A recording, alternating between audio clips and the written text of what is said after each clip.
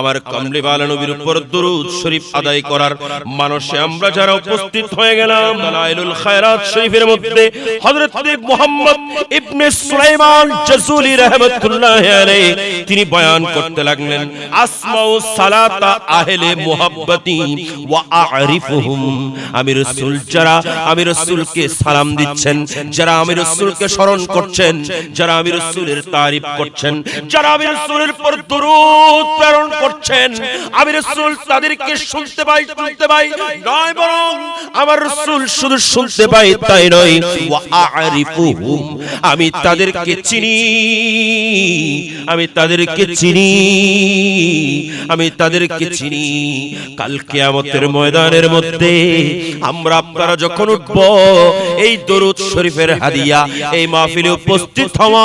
হয়তো এটাই আমার জন্য আপনার জন্য নাজাতের মাধ্যম হবে। আর বড় করে বলেন, কেন আমার রাসূল বলছেন আসমাউ